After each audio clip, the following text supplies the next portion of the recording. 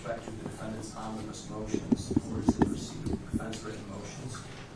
Also, the people's written response. Did either side wish to be heard any further? Briefly, Judge, thank you. Cognizant of the appearances yesterday, Your Honor, we are largely going to be resting on the paperwork. I would just like to highlight the jurisdictional and constitutional arguments briefly that we raised in our motion. I want to be clear that it's not, it really isn't just like some sort of semantic or philosophical argument. It's a real question of constitutional concern, and as the Court of Appeals makes out, a question of separation of powers. As the Onondaga County Special Prosecutor points out at page 4 of their answering affirmation, they make reference that once the Attorney General's office found a conflict, it properly disqualified itself. That's the language that they use. Which of course is not what happened, or could happen, right? They went to a judicial body, a judicial branch under 701 and asked to be disqualified and have another special prosecutor assigned. The fact that Onondaga County, which is certainly another constitutionally protected prosecuting authority, was chosen is certainly not what's mandated by 701. Local attorneys can act as special prosecutors when assigned and otherwise. So the theory and the statutes that are being utilized here, while in this case may not have directly resulted in that type of authority being taken from the executive branch, nothing would stop it from being done in any other case. I would note that, a lot of times too, under 701, a defendant or defense attorney will raise and request a special prosecutor be assigned for an alleged conflict or other type of issue. And the Attorney General's office, as we're aware, represents the New York State Police in many matters. And so that's a major area of 70B legislation when the AG's office gets involved in deaths at the hands of law enforcement from the New York State Police. And now you'd expect, is there possibilities that they're going to be conflicted out of utilizing that type of authority in any matters that involve New York State police officers that they've represented in civil matters. And it's different than when the special prosecutor raises that Oneida County was left with no jurisdiction here when 70B superseded. That's not what 70B does. Yes, they do gain that superseder authority, but the statute specifically allows for Oneida to still act when granted various authority from the Attorney General. The reason that I think is important, Judge, is it shows that 70B hasn't disqualified Oneida County. If it had, then the AG should not be allowed to have it act in various ways in the investigation and prosecution because they were disqualified. Instead, it functions for one executive constitutional authority to act supersedingly and over another one, but not a disqualification. So Oneida never actually got disqualified, and whether or not it makes sense or whether or not it would be easier to allow for the transfer of jurisdiction or power to prosecute and investigate these cases, if there's more efficient ways to do it, I agree, but that's not what we're dealing with when we're dealing with the constitutional authority to prosecute a case. So I think that is a major question here and a hurdle that was skipped when the Attorney General's office, rather than return to Oneida. Now, also I would mention in their affirmation, the special prosecutor makes reference to the fact that it makes sense and there's a reason why 70B takes authority away from local prosecutors for transparency and otherwise. And I understand that makes sense, but again, 70B doesn't take it away. They could return that and Oneida could fully and constitutionally be involved. If Oneida believed it had a conflict, which we have no idea about, but if they did, Oneida has that opportunity to make a 701 motion, like county prosecutors do as needed, and have a special prosecutor assigned because of their conflict. But that was skipped. So for that reason, Judge, that I think is worthy of comment on additionally from their response, and as to the other parts of our motion, the rest on our brief. Thank you. Thank you. Mr. Hudson? Thank you, Your Honor. I'm going to start with the last argument that Mr. Ivanovich raised there. The statute does explicitly say that the Attorney General takes full authority over a case once they decide to supersede. Full authority. That they have a vestigial permission that they can give whatever they want back to Oneida County doesn't change the fact that from the time that they supersede, that becomes their case. So going forward, it's theirs to do with as they will. So it doesn't matter whether Oneida County was disqualified or not, because it wasn't their case anymore. By an act of the executive, the Attorney General's office took control. So there's no real separation of powers issue here, because it's one executive branch, the Attorney General's office, taking control over another. And of course, the governor and the Attorney General's office are the top law enforcement body for the state. So there's not really much dispute that they could do that. They did. And once they chose to do that, I don't follow how the Attorney General's office, then following the exact same procedure that a district attorney would follow in having a special prosecutor assigned, creates some issue that now the judiciary is involved and is going to intervene. After all, if that's true, then 701 by itself creates that issue. That's the issue that Mr. Ivanovich is concerned with. The Attorney General properly followed the guidelines laid out by statute once they superseded and became the prosecuting authority. As far as whether they disqualified themselves before seeking judicial authority, I don't think that really matters as well, because again, they adhered to the procedure laid out in County Law Section 701. They said, we believe we have a conflict, we're asking a judge to step in and assign a special prosecutor. So again, and I think the language of Executive Law 62 is pretty clear on this, that once the Attorney General's office takes a case over, they are functionally the district attorney for that county in every way that matters. They have all of the powers and all of the duties of a district attorney for that county. That includes the duty of, we see a conflict, we need to step aside. And doing that and following the exact same procedure that any county district attorney would have followed was the proper way of handling it. And there was just one more issue that was raised on the papers here that I do want to get into, and that is the authority of Administrative Judge Karalunas to actively be the person that assigned a special prosecutor.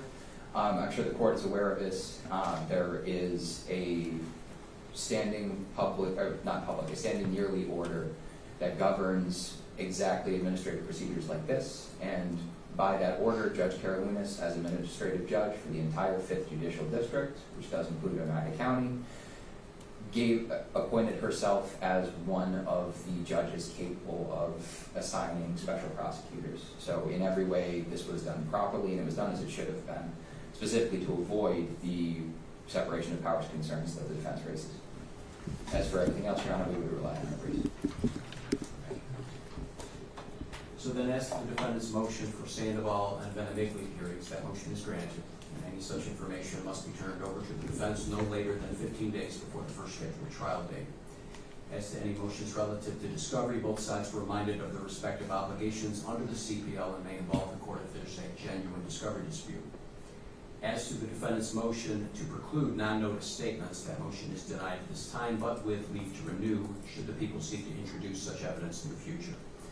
The defendant's motion to suppress statements made to law enforcement is denied at this time. However, the court will grant the defendant's motion for a Huntley hearing concerning the voluntariness of such statements. And as to the defendant's request for an audibility hearing, the court can address audibility in connection with recordings that I assume will be admitted at the Huntley hearing, and I'll address that in camera as may be necessary. As to the defendant's motion to review the grand jury minutes, that motion is granted. The court will review the grand jury minutes in camera for sufficiency, and that is to include the legal instructions given. As for the suppression hearing, Council, I have available August 12th through the end of that week. So Tuesday through Friday, based on your availability.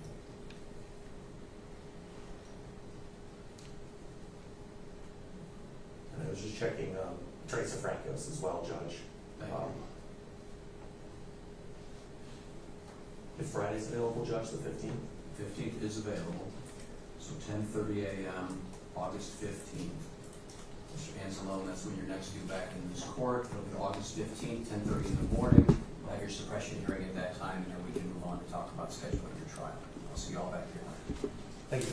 Thank you. Your Honor, before, Oh, anyway, I do have a thumb drive that I'm handing to defense counsel now.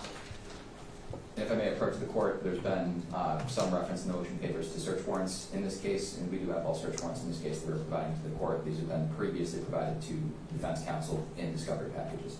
Okay, you can pass that up. You acknowledge receipt, counsel. Acknowledge receipt, Your Honor. Thank you. Very good, thank you. Thank you.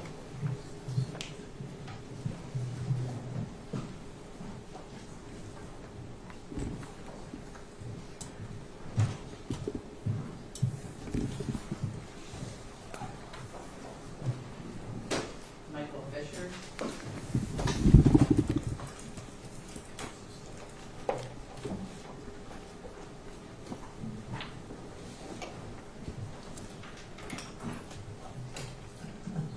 Good morning, Your Honor. Scott Eisman for Michael Fisher, just standing behind you here in the court. Good morning, counsel. This is the matter of the people against Michael Fisher under Amendment 25035. This matter was calendared today for argument and decision. The court now having received the defense written motions and also the people's written response. Did either side wish to be heard any further, Mr. Eisman? Your Honor, I also submitted a reply on Monday. I'm not sure I if received that as well, yes. you should work on it. Briefly, Your Honor, I'm mindful of how the court has responded in the other cases, and so I won't belabor certain points, but I do want to address the court's attention to a couple of issues that were highlighted in our motion. So our relief that we are seeking is at two different levels. The first is dismissal of count 5, which is the only count that the defendant faces under the indictment. And the second relief has to do with the alternative if the court doesn't do that, how to proceed at that stage. And so with respect to the motion to dismiss, we provided multiple independent reasons why the indictment is facially insufficient, as well as the evidence supporting the indictment is legally insufficient that was presented to the grand jury. And I won't belabor the details that we point out in our papers, but I do want to highlight that in the people's answering affirmation, they have further changed or further particularized or articulated their theory of accessory liability here, which has to do with the element of which mental state are they accusing the defendant to have shared with the principal actor. Is that he is only charged with being an accomplice. He's not charged with being a principal and an accomplice. He's only charged with being an accomplice to manslaughter. There is no principal for manslaughter charged in the indictment. There's only accomplices charged to manslaughter. He is one of them in count 5. We asked for particularity, and a bill of particulars, whose mental state does he share, which is a requirement under Penal Law 20. We also asked, what was their theory? Did he aid, did he importune, did he support a principal actor in committing the criminal conduct that he's accused of being an accomplice to? In the People's Bill of Particulars response, they said, every single co-defendant, he shared the mental state of every co-defendant in the indictment, every single one. That includes Officer Gentile, who had nothing to do with any type of homicide crime. And then they also said, and or, that's their language, quote, and or, every single DOCS employee who testified at the grand jury, which includes all sorts of folks who aren't even criminally implicated. Now, in their answering affirmation, they say that Defendant Fisher is accused of sharing the culpable mental state of those who are involved in depraved indifference murder. I've cited in my reply papers People v. Feingold, Court of Appeals case, which holds that the mental state of depraved indifference murder is not recklessness, as the people are claiming. It's depraved indifference to human life. And so their theory of accomplice liability is wrong is not pled accurately in the indictment facially. They have not established whose mental state he shared, as is required under Penal Law 20, or how he aided. There's no factual allegation in the indictment about how he aided or supported or importuned any principal actor in the face of the indictment. Now they have these multiple theories of bill of particulars and an answering affirmation, and an affirmation is a sworn statement that they're bound by, about whose mental state he actually shared. And if the court is not going to dismiss this indictment based upon the independent reasons that I've cited, then it has to pay particular attention to how the grand jury was instructed on accomplice liability. And I'm requesting that those instructions be disclosed to the defense so that we can inform the court and provide the court with our feedback on what those instructions were and whether they were legally appropriate or not. Because the shifting theory of accomplice liability and whose mental state was shared is confounding, and I think demonstrates that how the grand jury was instructed is probably not accurate and needs to be paid particular attention to. And not only the instruction, but what theory did the grand jury actually return the indictment on? People can't change that theory. They can't later say that we have a different theory than what the grand jury returned. They're bound by the theory that the grand jury returned it on, and that requires careful inspection by the court. And I think under these circumstances, because of these changing responses about whose mental culpability the defendant is accused of sharing, the defense is entitled to see what those legal instructions were so that we can properly respond and inform the court on what our perspective would be on those issues. The last issue I'll raise has to do with legal sufficiency. There were 3 independent reasons why the evidence before the grand jury was not legally sufficient. I've already talked about the mental culpability issue, so I won't belabor that. The one that I will mention is causation. They have to prove causation. It's a necessary element. Their answer to everything is, he has a duty. That's their answer to everything. Every single element almost is their answer is, he has a duty. Duty does not provide evidence of causation. They effectively want strict liability. They don't get strict liability. They have an affirmative obligation to establish each element of the offense by a prima facie case, at least at the grand jury. And they can't do that for causation. And if you look at their answering affirmation, they basically don't even try to answer it. They don't pay attention to People v. Raymond, which is what we've represented to be the controlling authority on this issue. People v. Raymond is a 4th Department case where the 4th Department affirmed the dismissal of a manslaughter count based upon legal insufficiency of causation at the grand jury. And in that case, you had an impaired driver, an intoxicated driver, who was accused of leaving the scene where his passenger had been injured and not timely seeking medical care. And the 4th Department said, well, there wasn't any evidence that medical care, or that failure to provide medical care in a timely way or obtaining it in a timely way caused the death. They have to prove causation. And then, as we detailed in the brief, the 4th Department said there isn't even evidence that medical care could have been obtained within that period of time, that medical care would have resulted in a different outcome at the end of the day, or even what that medical care would have been under the circumstances. And that isn't directly analogous to here, where they're saying that Corrections Officer Fisher had a duty to intervene, but they don't provide any evidence to say that an intervention at any particular time, even if it was immediate, the second he saw that there was some sort of unjustified use of force, he immediately intervenes, that would have resulted in a different outcome. They have no evidence to say from a medical expert that if intervention had happened 6 minutes earlier, that a different outcome for Mr. Brooks would have happened. There's no medical evidence to suggest that. They have to prove causation. It's a necessary element, and they fail to do so. If these arguments are not convincing to the court, and we get on to the other relief, we're heading more towards a trial outcome here, Your Honor, which I don't think we do, but just to cover my bases. After the court, if we're not going to be granted the grand jury minutes on the instructions, then we must have a more meaningful answer to the bill of particulars. These 2 competing theories of their response to the bill of particulars and then their answering affirmation have us in a position of, I have no idea what their theory is. And we have to have a meaningful idea of what theory I am defending on if we're going to trial. Who is it that we aided? who is the principal actor, whose culpable mental state did we share? We need that in bill of particulars. And Your Honor, we're also requesting a severance. I won't get into the issues beyond it, but I think that a severance is going to be necessary in this case for the reasons that we stated, not only because of the number of defendants, but also the prudent issues that are going to be inevitable in the case itself. So I'm happy to answer any questions that the court may have, but otherwise rest in our papers now. Thank you, Your Honor. First of all, as far as the indictment itself goes, there's not really any requirement that a principal be charged, nor is there any requirement that the defendant share the same full mental state of the principal actor. And there's case law to support that. I believe we cited in one of our motion responses at the least, but in case we didn't, it's People v. Nelson, 178, A, D as in Delta, 3rd, 1395, pages 1396 to 97. And that is a Fourth Department case from 2019. I don't want to belabor the facts too much, but the gist of that case is that there was a gang assault. 3 people jumped the victim. The main defendant, Mr. Nelson, had handed a knife to one of the other defendants before the attack took place. Mr. Nelson didn't notice or didn't see that defendant using that knife to stab the victim.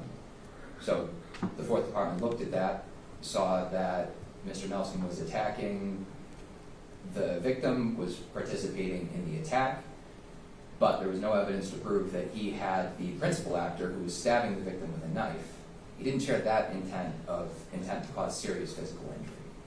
The Court of Appeals didn't dismiss outright the charge of gang assault in the first degree. It reduced it to gang assault in the second degree, because it found that the evidence did support that Mr. Nelson intended to cause physical injury, a lesser standard, to the victim. Now, the man stabbing Mr. Nelson, the principal, had intent to cause serious physical injury, but because physical injury is included in serious physical injury, that was enough for the Fourth Department to say, we're not dismissing that count. You were found guilty now of gang assault in the second degree. The same logic covers here. Mr. Eisman can't argue that recklessly causing somebody's death in a way that evinces depraved indifference doesn't include recklessly causing somebody's death. Manslaughter in the second degree does include that requirement, and we do allege that Mr. Fisher recklessly caused Mr. Brooks's death by having the same duty to intervene that we've talked about at length yesterday and not acting on it. And I think there's a difference at the grand jury level, certainly, in saying we've provided no evidence whatsoever that an intervention would have saved Mr. Brooks's life, when there's video of this entire attack, and we see Mr. Brooks conscious, moving, responsive, while Mr. Fisher's in the room, watching the beating going on and doing nothing to stop it, over and over and over again, until eventually Mr. Brooks does stop. And the evidence is certainly, for the grand jury level, clear enough that if anyone in that room had gotten them to stop the beating, Mr. Brooks might have survived. So, Your Honor, I submit that we have established both that he did, and the language of shared mental state comes out over and over again in accomplice liability cases, but that's not the standard. The standard is that this defendant possessed the mental state for the crime to be committed. All we have to prove is that he was reckless, and that he aided somebody who was reckless and more in bringing that about. And I also cited in our papers, People v. Wong, that is in this specific brief. That case as well involved 2 people with a duty to act, and ultimately they couldn't prove that either actor was the one responsible, so that case was dismissed. But the Court of Appeals in Wong at length talked about how the people's theory throughout was that the passive defendant who did nothing, whichever one it was, still aided in causing that child's death by doing nothing, by not getting any medical intervention. And the Court of Appeals specifically gave a stamp of approval to that theory. We're not really breaking any boundaries here. This is all well-trod ground. As far as the grand jury instructions, Your Honor, there's really no benefit to Mr. Eisman having them. We're under no obligation to provide it. CPL 245 is very clear. We have to provide testimony. We don't have to provide instructions. We provided the instructions to the court. Mr. Eisman has raised his concerns, and the court, we welcome to look through the instructions that we provided with those objections in mind. Giving him the actual instructions won't change anything. We submit that those instructions were more than sufficient. Now, lastly, as far as the bill of particulars goes, Your Honor, we have been consistent throughout this case that his duty to intervene and his failure to intervene was what supplied causation. We stand by the fact that there's plenty of evidence of recklessness elsewhere in the record. We're not worried about that. But that's always been our theory. We've never had a theory that he's somehow planned any of this ahead of time or that he actively participated in any way. We've been very clear, very upfront, and very consistent. Our theory depends on his duty to act and his failure to act on that duty. As far as severance goes, Your Honor, we will stand by our motion response, but we are certainly comfortable navigating Bruton in this case, considering the wealth of different sources and perspectives we have to provide any piece of information we need. We're very confident that we can redact anything that needs to be redacted to keep any of the co-defendants from implicating any of the others in a way that deprives them of a right to confront their accuser. Anything else, Mr. Eisman? The only other thing, Your Honor, is on the causation issue, is that the evidence will show in the grand jury, and this is the people's own proof of the grand jury, that when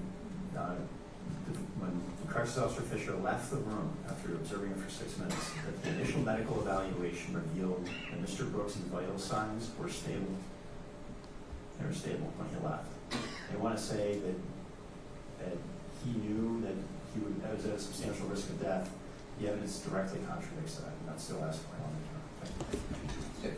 If I may just respond to that. Yes. I apologize. We would note, though, that Mr. Fisher did receive yearly training on use of force, strangulation, positional asphyxia. All of those things were brought to his attention on a yearly basis that he was required to certify in, and he observed all of those things being done to Mr. Brooks. We certainly submit that he was aware that there was a potential risk that Mr. Brooks would die from what was happening to him, and there's no evidence whatsoever that establishes that Mr. Brooks ever woke up from this attack. As to the defendant's motion for Sandoval and Benamigli hearings, that motion is granted. Any such information is to be turned over to the defense no later than 15 days before the first scheduled trial date. As to the defendant's motions relative to discovery, both sides are reminded of their respective obligations under the CPL and may involve the court if there is a genuine discovery dispute. As to the defendant's motion to suppress statements made to law enforcement, that motion is denied at this time. However, the court will grant the defendant's motion for a Huntley hearing concerning the voluntariness of such statements.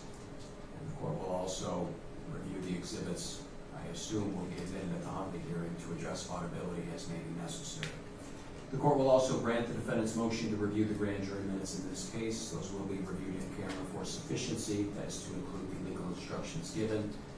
The court, upon that review, will give consideration to the defense request to release those instructions. As for the defendant's motion to compel the prosecution to file more responsibility particulars, I'm going to reserve on that for now. I want to re-review the exact verbiage in the People's Bill of Particulars. I will also reserve for now as to the defendant's motion for severance. With respect to the suppression hearing, Mr. Eisman, I have available August 12th, 13th, and 14th.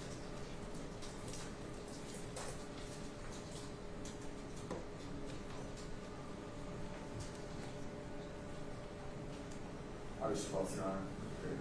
August 12th it is. That will be at 10:30 a.m. So, Mr. Fisher, that's when I'll next need you back in this courtroom. August 12th, 10:30 in the morning for your suppression hearing. Mr. Hudson, did you have the same materials that you need to supply? I did, Your Honor. Acknowledge receipt, Your Honor. I'm sorry, did you say 10:30 or 10? 10:30. 10:30. 10:30, August 12th. I'll see everyone back here then. Thank you, Your Honor.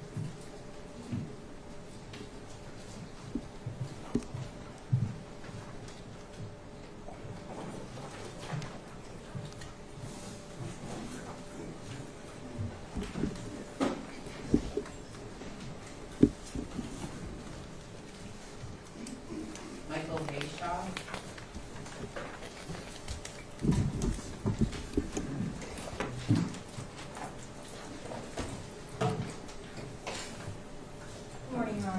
Stackelberg for Michael Marshall. Good morning, counsel. Your last name again, please? Von Stackelberg. Von Stackelberg? Von, V-O-N, yep. Got it, thank you. It's a bit of a mess, Your Honor. No, that's fine.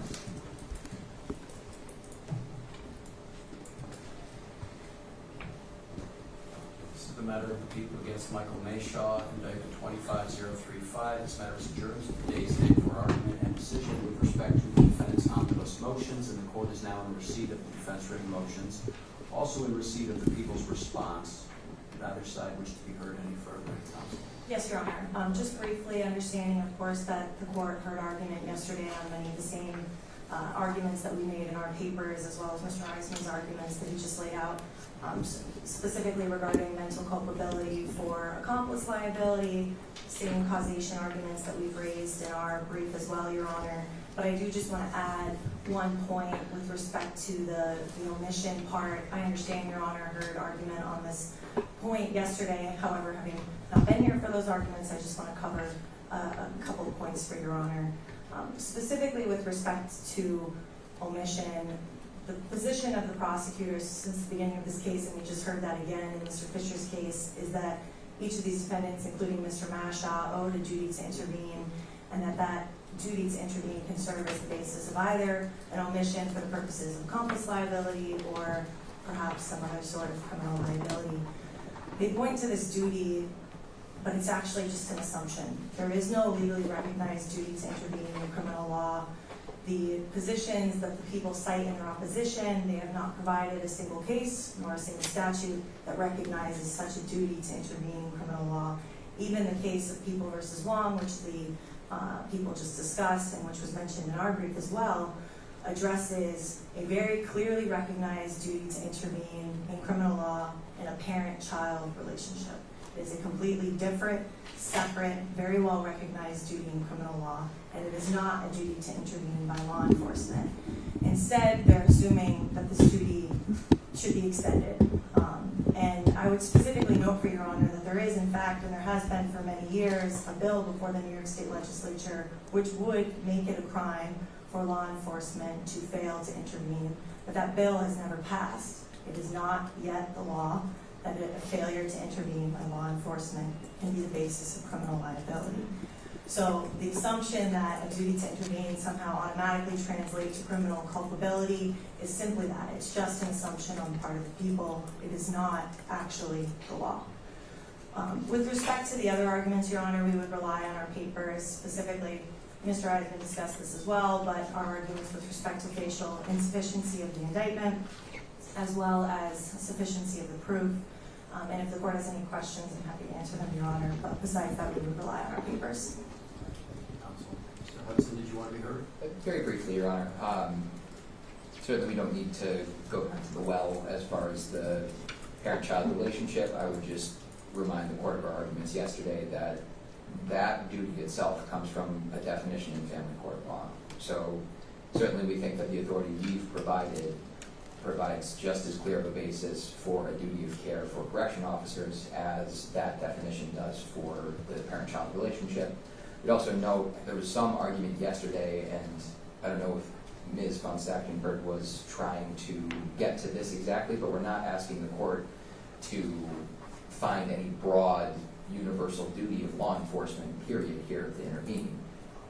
The duty that we are putting forward comes from specific statutory authority for peace officers that gives them powers contingent on them acting in their duties and responsibilities of their job. Their duties and responsibility of their job thus incorporates the DOCS regulations that, especially given the unique dependence that an incarcerated individual has on correction officers to protect him, feed him, clothe him, shelter him or her. That is where our duty comes from. So finding a duty of care in this case would not suddenly open the floodgates to every single law enforcement officer, because we're not relying on those statutes for that duty. Other than that, Your Honor, I believe our brief adequately covered the bases, and we'll rely on that. Thank you. As to the defendant's motion for Sandoval and Benedict hearings, that motion is granted. Any such material is to be turned over to the defense no later than 15 days before the first scheduled trial date. As to the defendant's motions relative to discovery, both sides are reminded of their respective obligations under the CPL and may involve the court if there is a genuine discovery dispute. As to the defendant's motion to suppress statements made to law enforcement, if that motion is denied at this time, however, the court will grant the defendant's motion for a Huntley hearing concerning the voluntariness of such statements. The court will also grant the defendant's motion to review the grand jury minutes in this case. Those will be reviewed in camera for sufficiency. That is to include the legal instructions given. The defendant's motion for a Friday hearing is denied.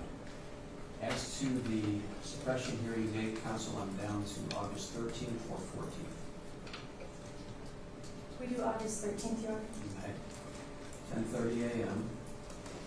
Mr. Mashaw, that's when you're next to be back in this court. August 13th, 10:30 in the morning for your suppression hearing. Mr. Hudson, did you have those materials you wanted to supply? I did, Your Honor, thank you. You may acknowledge your seat. Thank you, Your Honor. All right. Thank you, everyone. I'll see you back on the 13th.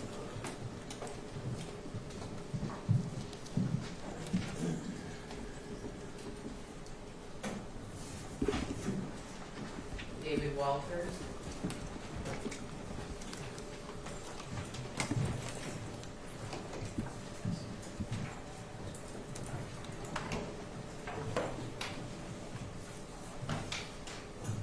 This is the matter of the people against David Walters under indictment 25035. This matter is adjourned to today's date for argument and decision with respect to the defendant's omnibus motions. The court's received the written motions of the defense along with the people's written response, and I did also now receive your reply affirmation, Mr. Passalacqua. Did you want to be heard any further? Just briefly, Your Honor. Go ahead. I think that just a couple of points that are worth highlighting with regard to our motions and the people's response. As laid out in our motion papers and as I indicated to the court previous to that filing, it's our position that the people materially and erroneously manipulated the video that was presented to the grand jury in this matter. As we've shown in our motions, somebody at some point, unbeknownst to us, that has not been disclosed, added name tag labels to these videos, which our position is that is inappropriate, inadmissible hearsay. They were offered for the truth of the matter that that person displayed was that name tag. That was the name of that person that was being displayed. So we're clear, Mr. Passalacqua, what you're referring to as manipulation of the videos is putting name labels on them? Yes, Your Honor. Go ahead and continue. I think it most appropriate to have it, we point out that one of the name tags was a completely false name. That is clearly misleading to the jury. Why do we know that? Because as we've laid out in our motion papers, the grand jury came back multiple times asking for clarification as to who was who. At one point, I believe they asked specifically for a lineup. Now, the people suggest it's not hearsay, it was to help the grand jury. Their intention aside, it had the opposite effect, clearly. In their verified answer to the court, they assert that it's okay. Every name that appeared on the screen, written, was verified by a witness on the stand. And they gave citations. Well, I looked at those citations, and I looked throughout the entire almost 500 pages of the grand jury transcript, yet I didn't find a single witness that uttered the name David Walrath, because no such person exists. Yet that was the false and misleading name that was presented on screen on an individual that was not my client. And I think it's telling that the people ignore that in their response. They don't mention the completely false, fabricated name that was presented to the grand jury. And probably in hopes that the court would ignore it as well.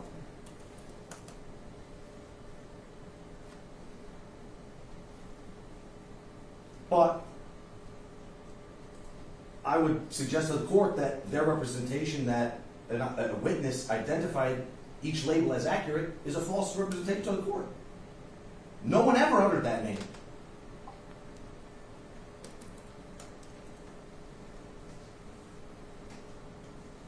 I find it more compelling that, as I mentioned to the court previous to filing, I had a conversation with Mr. Hudson about those issues, to which he explained to me that, oh, that's no big deal. The court will see this as an excusable hiccup.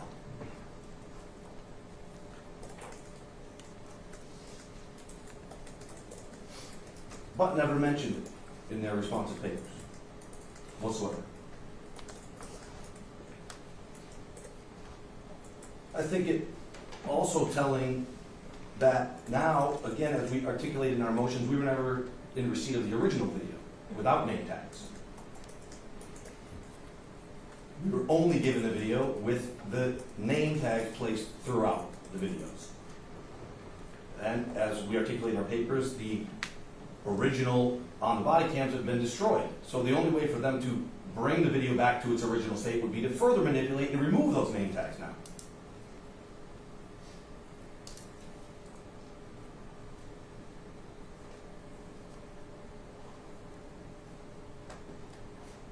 And I think it's just telling that in 15 years of practice in 25 counties in this state, I've never seen a prosecutor ask the court more vehemently to look outside of the criminal laws for guidance and inference on how to handle defendants' requests. The fact is, with our requests, primarily for the grand jury hearsay issues and our request for dismissal, they find no support in the statutory or criminal case law in New York. So they're asking the court to sidestep and reach into family law and others for guidance. We would suggest to the court, we've provided relevant case law, criminal case law in the state of New York, directly on point. They have not. With that, we would rest with regard to the remaining arguments on our papers. Mr. Lexi, what you want to hear? First and foremost, Your Honor, the allegation that we have not provided the original body-worn camera to Mr. Pasalacqua is absolutely unequivocally and demonstrably false. They have had that body-worn camera in its full and unedited condition from the very first provision of discovery in this case, and that was in March. If Mr. Pasalacqua has been unable to locate that video, we would be happy to help him find it, but he does have it, and he has had it. So the notion that we're going to come into open court and make an accusation that it was never provided without first going through those steps when 6 other defense attorneys over the last 25 hours have none of them raised that issue, we find that deeply problematic. In any case, not only do they have the original body-worn camera footage, but Grand Jury Exhibit 4 contains a clip titled Trombley Video, which is the exact same portion of the original body-worn camera footage that the nameplates were then added to for Grand Jury Exhibit 8. So for multiple levels, we object to the fact that that was even brought up. Now, as far as the original body-worn camera being destroyed, that also is categorically not true.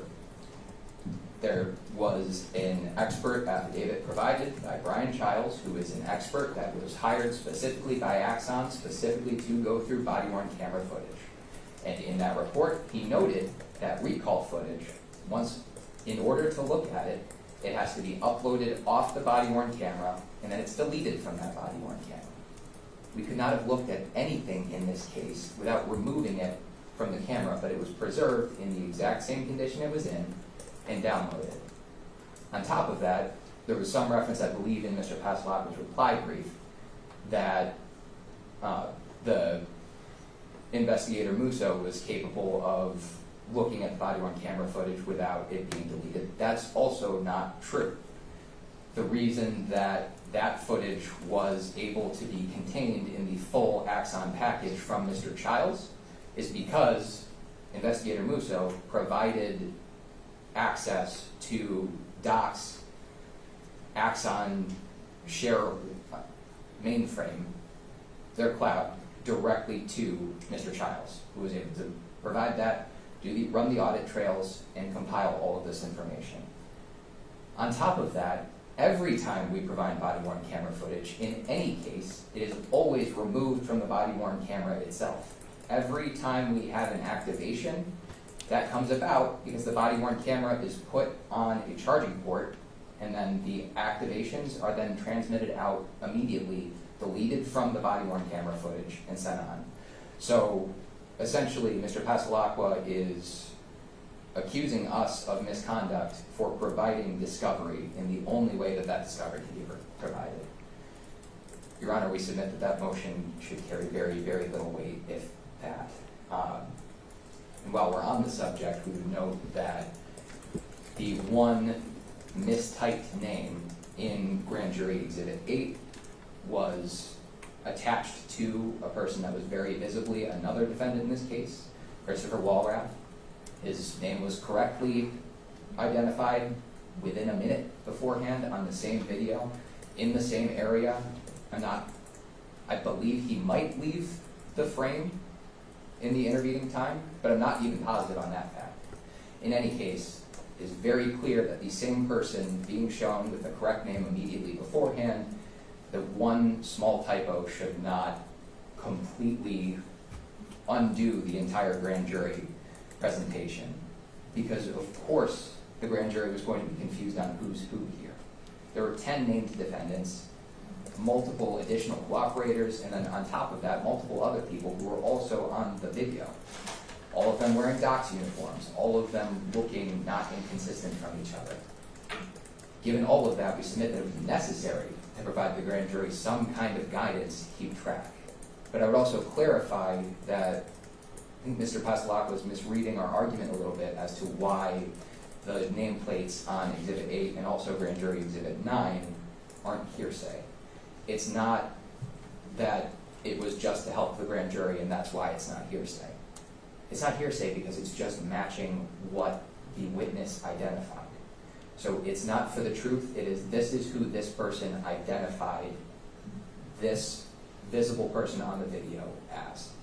So again, we acknowledge there was one mistake on the screen for maybe 1 minute or for maybe 3 seconds rather, over the course of, again, more than a dozen people who had their nameplates presented, who were shown doing the various actions that were captured on that video. But we submit that any argument that that somehow should undermine the entire grand jury process is just unfounded. Other than that, Your Honor, we would rely on our papers. If I may respond briefly, Your Honor. I just want to clarify that it should not be seen by the court as a simple mistake. It wasn't that it said Big Bird. No, it's clearly not Big Bird. It said David Walrath, displaying an individual like they all had, CO uniforms. Displayed a man with a hat and a beard. That day my client was wearing a hat and a beard. And you're asking the grand jury to differentiate David Wall something when they're asked within a day or two of seeing that to vote an indictment on a David Walters. That's absolutely prejudicial, misleading, and just false. So while the people would like to poo-poo it and brush it under the rug, I think it carries much more significant weight than they're suggesting, given the nature of the mistake, as the people will call it. But with that, I will rest on my papers. As to the defendant's motions relative to discovery, both sides are reminded of their respective obligations under the CBL and may involve the court if there is a genuine discovery dispute. To the extent there are discovery disputes, the parties are hereby ordered by the court under Article 245 of the CBL to first diligently confer with one another and work out any discovery issues. The defendant's motion to preclude non-notice statements is denied, but with leave to renew should the people seek to introduce any such evidence in the future. The defendant's motion to suppress statements made to law enforcement is denied at this time. However, the court will grant the defendant's motion for a Hunt hearing concerning the voluntariness of such statements. The court will also grant the defendant's motion to review the grand jury minutes in this case. Those will be reviewed in camera for sufficiency and are to include the legal instructions given. As to the defendant's motion for sanctions relative to a claimed failure to preserve the original body-worn camera videos, the court is reserving decision as to that. As for the suppression hearing, counsel, going last, you're down to my last available date, that's August 14th.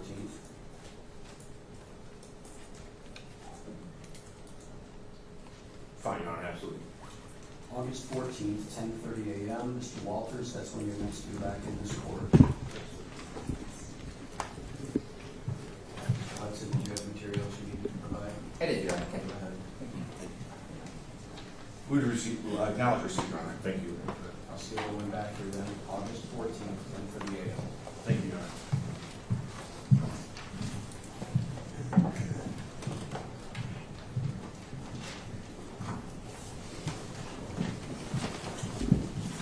All right, and with that, we'll take a short break if the media wanted to move along to the